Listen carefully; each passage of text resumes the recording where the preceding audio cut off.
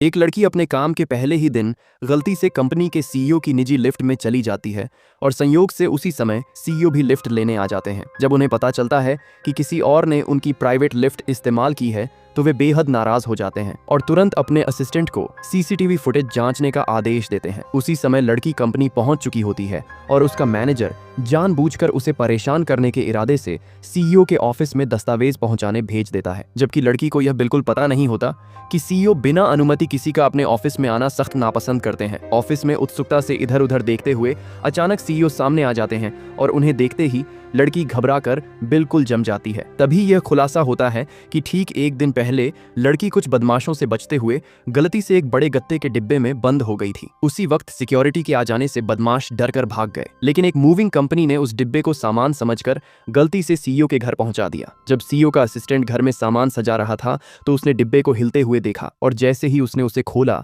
लड़की डर के मारे अचानक बाहर कूद पड़ी, जिसे खुद भी समझ नहीं आ रहा था कि वह वहां कैसे पहुंची। सीईओ को लगा कि लड़की जानबूझकर उसके करीब आने की कोशिश कर रही है और जब वह उसे वहां से जाने को कह रहा था तभी दोनों आपस में टकरा गईं। घबराई और गुस्से में लड़की ने उसे धक्का दिया और वहां से चली गई। हैरानी की बात यह थी कि सीईओ को गुस्सा नहीं आया, बल्कि उसकी मासूमियत ने उसे आकर्षित कर लिया और लड़की के जाते ही उसने अपने असिस्टेंट को उसकी पृष्ठभूमि की जांच करने का आदेश दिया। कुछ समय बाद कंपनी में उनकी फिर से मुलाकात होती है। लड़की अब भी उसकी असली पहचान नहीं जानती और मजाक मजाक में खुद को उसकी मां तक कह देती है। तभी कर्मचारी अंदर आकर उसे सीयू कहकर संबोधित करते हैं और उसी समय लिफ्ट की सीसीटीवी रिकॉर्डिंग भी लाई जाती है, जिससे लड़की को लगने लगता है कि अब उसकी नौकरी जाना तय है। तभी असिस्टेंट सीईओ को बताता है कि यही लड़की शायद वही है जिसने कई साल पहले उसकी जान बचाई थी। ये सुनते ही सीईओ तुरंत फैसला करता है कि लड़की को नौकरी से नहीं निकाला जाएगा और उसे कंपनी में काम जारी रखने दिया जाएगा।